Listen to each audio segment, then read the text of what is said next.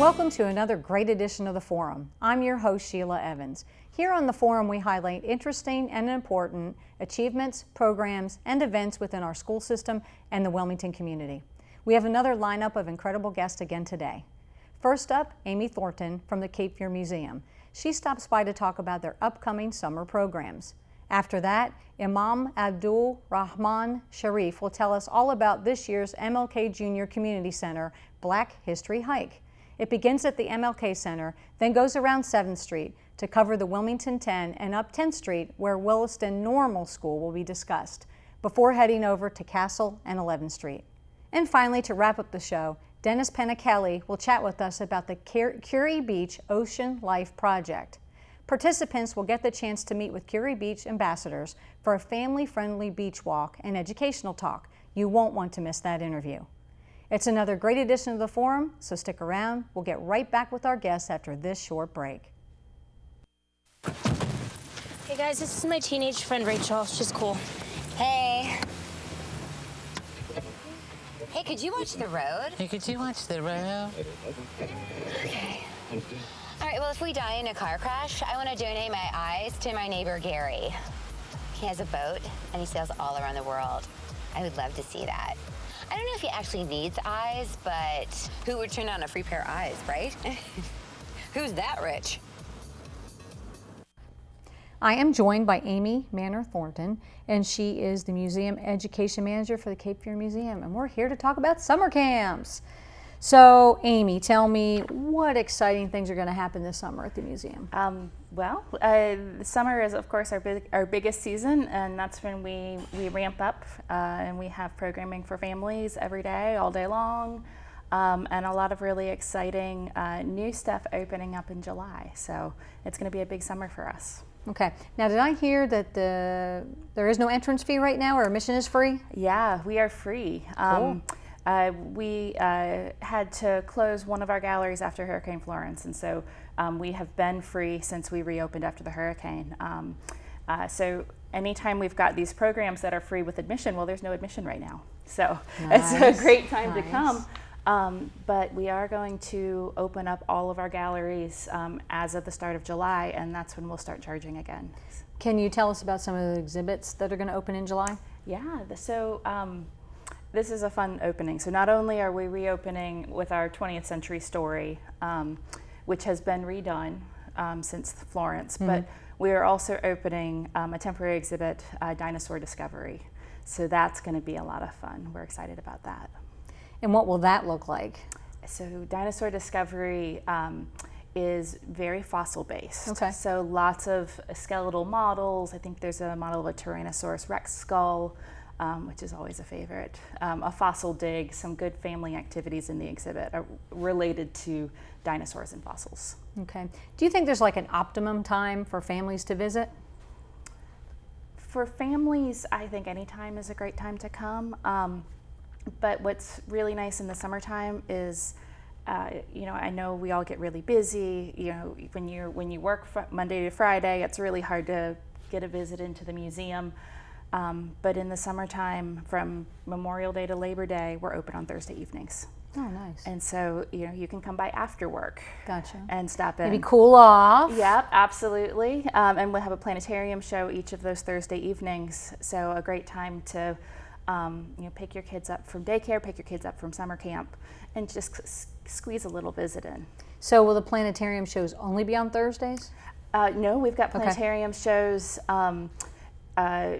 Fridays and Saturdays as well through the summer. Now you have to check the schedule on our Sure. website because it's something like second and fourth Saturday weekends, sure. but all summer long, especially because this is the summer of the 50th anniversary of the Apollo landing. Oh, yes. And so that's going to be really big for us as we get towards middle of July, doing lots of space programming, getting excited for that. So we know obviously that the programs happen at the museum, but are you guys outside in the community doing outreach as well? Always, always.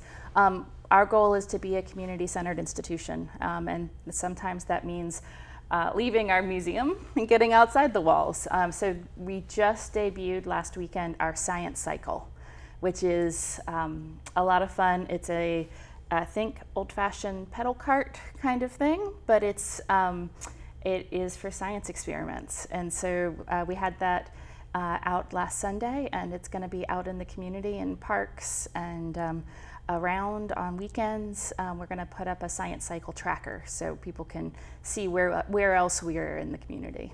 So where was it last Sunday? We were at Bellamy Mansion's Family Fun Day. Okay, so kids, families would approach it? Kids, families, absolutely. Come up to the science cycle. We'll have a new activity pretty much every time we take it out. And a chance to engage in a little bit of science, get a little excited for STEM subjects over the summer, and engage a little bit with the museum. Now, as far as summer camps, what kind of areas are you focusing on there? Well, we don't run our own camps anymore, Oh, but okay, we do offer programming for other camps. And so what the museum has found is kind of our niche is being able to offer programming for other camps to visit us. And we see a lot of kids that way, and we're able to kind of focus on our own strengths. And so one of those this summer is going to be on dinos, of course, to go along with the dinosaur discovery. But we're also doing Cape Fear Critters. We're also still have. You got to tell me more about Cape Fear Critters. Well, one of the things we love is to look at the ecology of the area, and that's every living and non-living thing. And so we want to explore a little bit of some of the lesser known critters that live in our region. So that'll be a lot of fun. We do it through furs and skulls. Okay. Because we don't have the live animals. Well, that's probably a good thing. Yes. But then we also still have our playtime exhibit up. So that's a great one for summer for families to come in and play. But along with that is we'll have some programming for summer campers who come related to games and toys. Okay. What about maybe the teenage years? Oh, teenagers are so much fun. The museum really is a great place for families who have kids that kind of span the age range. Dino Discovery actually is going to have a special track for of kind of like a scavenger hunt through it, meant for that older elementary into teen audience. We'll have a separate one for the younger elementary, but wanting to make sure that we keep teens engaged in an exhibit that's really fun, but we know teens need something kind of special.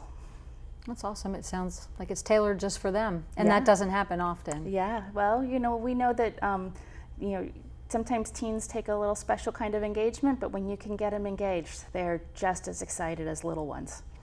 So you talked about STEM a little bit. You're hitting the science track. What about the other parts of it, or just you guys are concentrating? Okay, go ahead. Always, yes. So STEM, science, technology, engineering, and mathematics.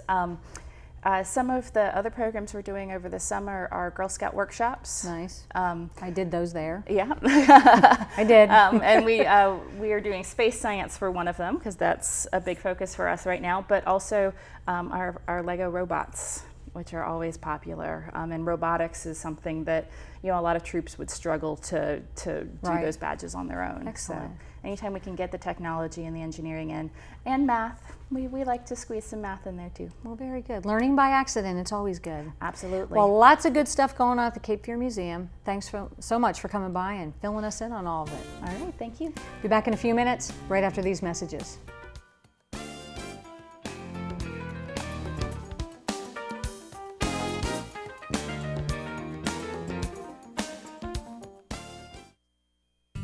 Start your day with New Hanover County Schools, the morning show. This Rise and Shine program will put a smile on your face and a spring in your step.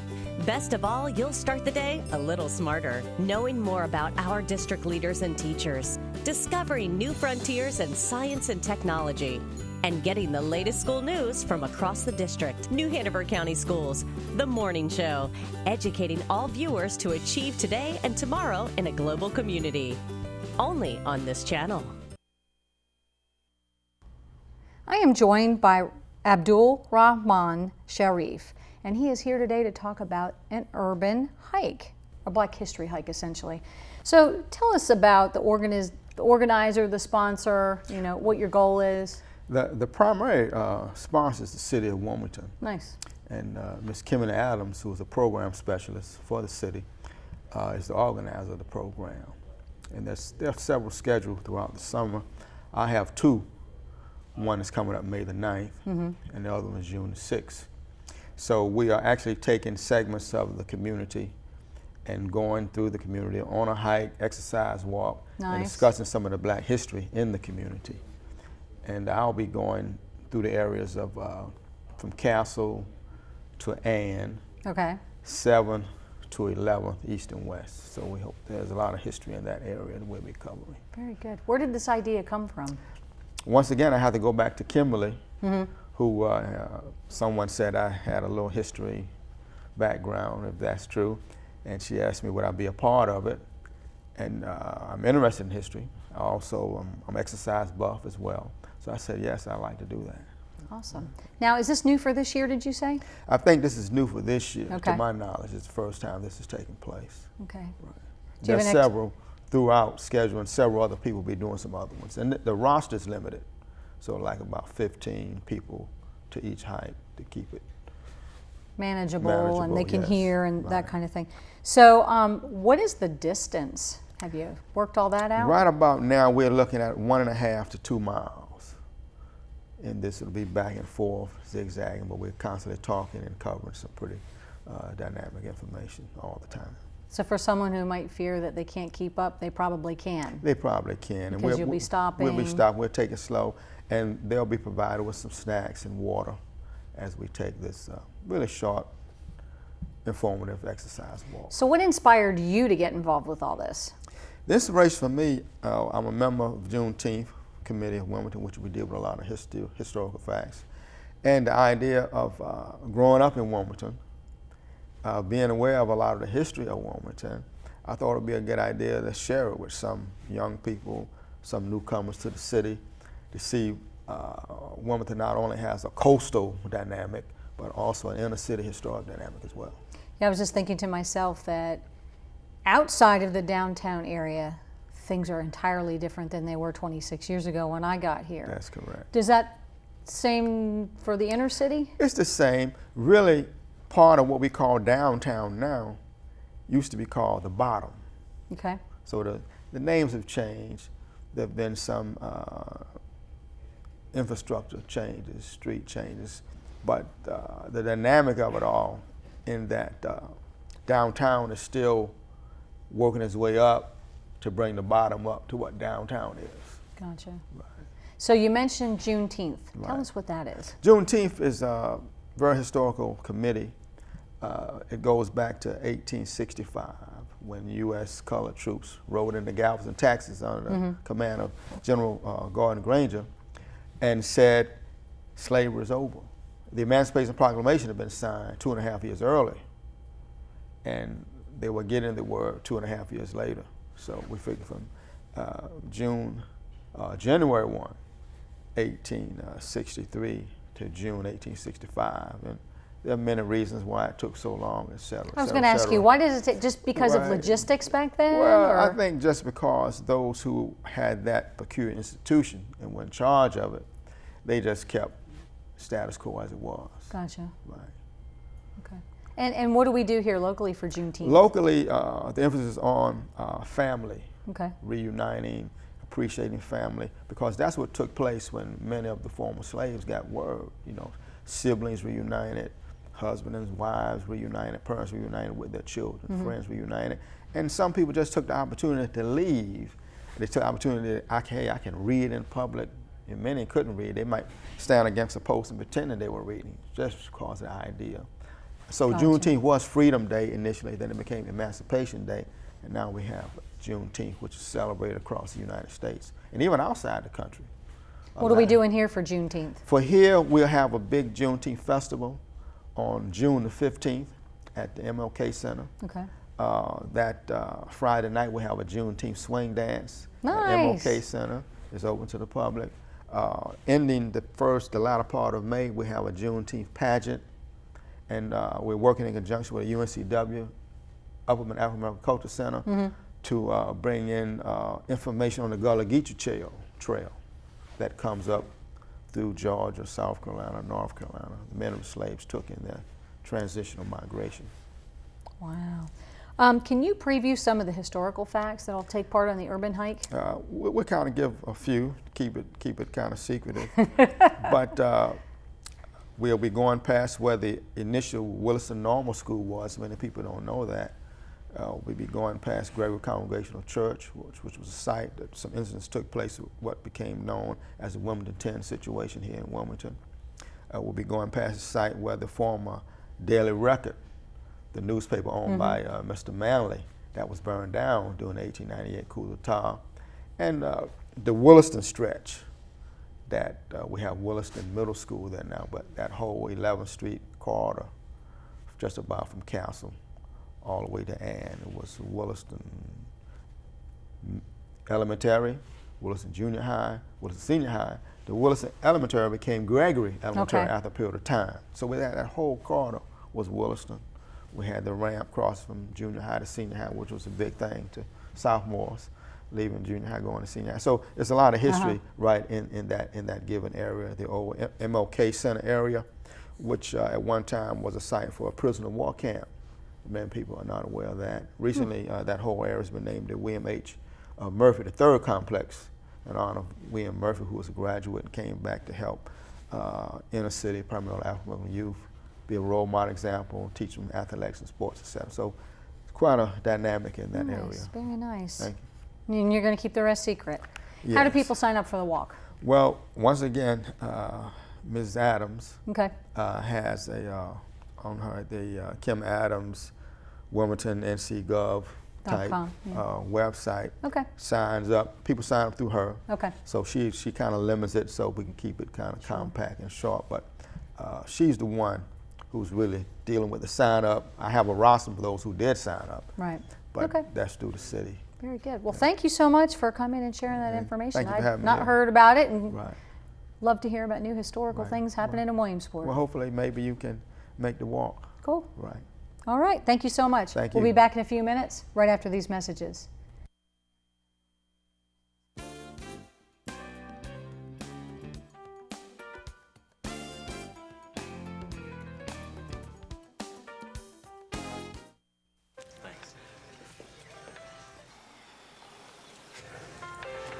You believe this guy? Are you trying to start a wildfire?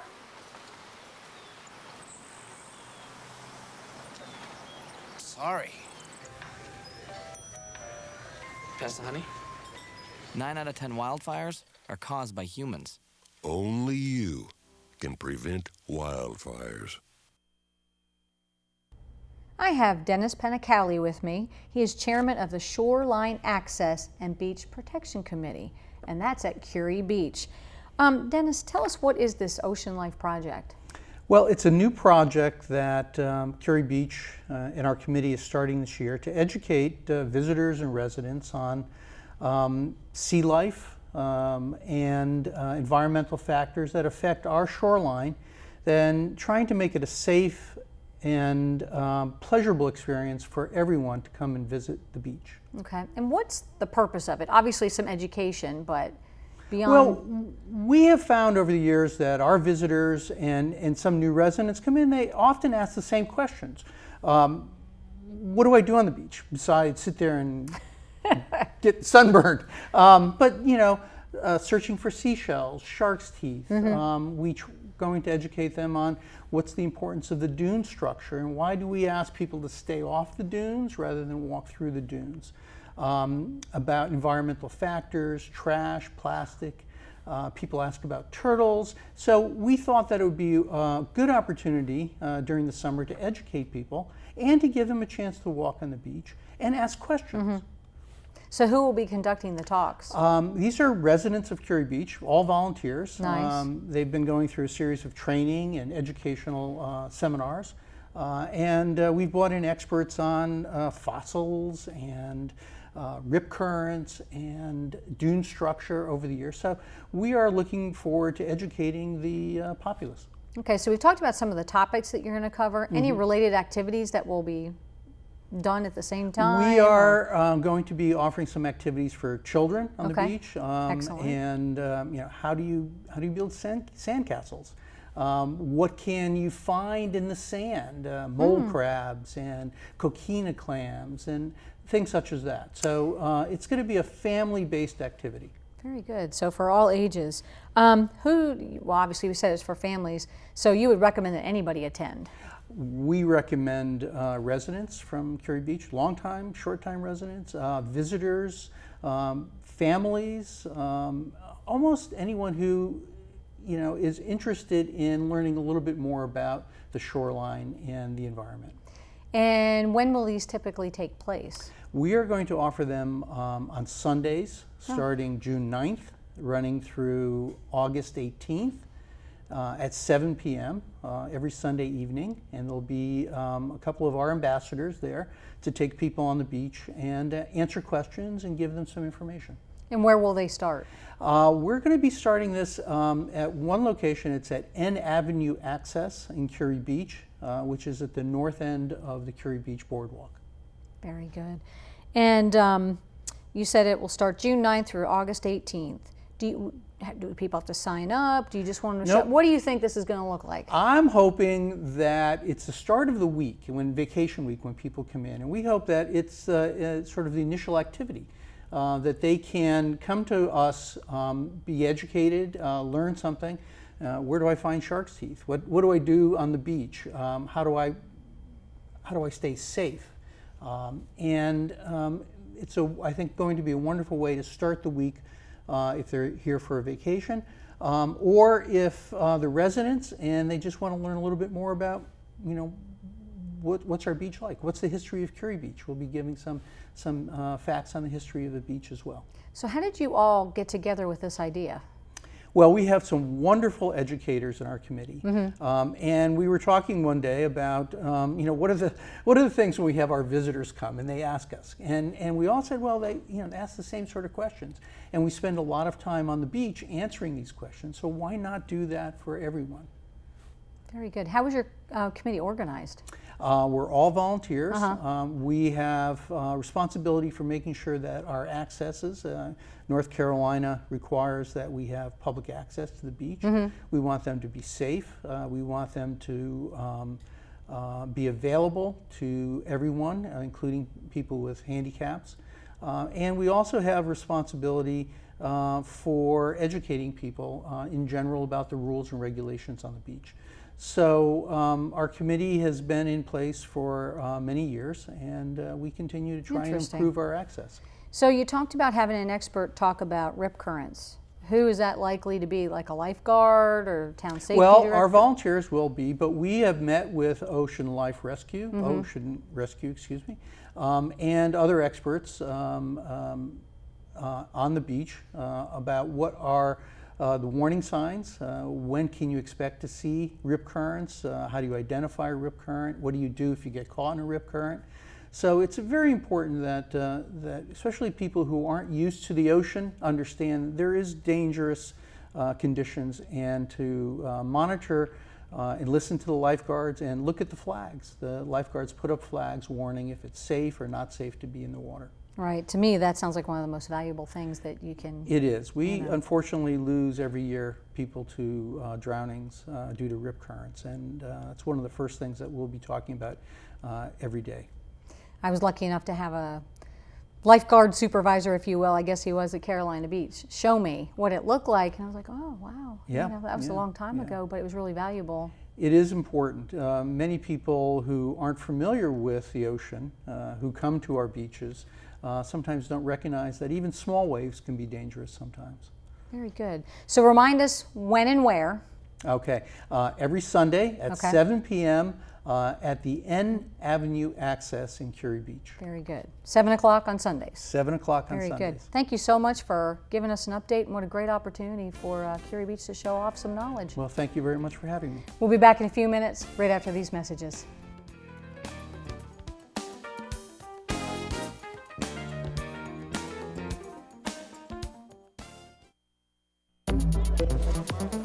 Global 3000, a DW production.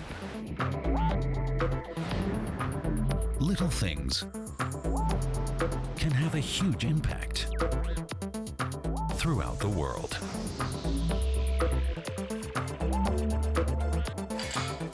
Globalization Magazine, Global 3000.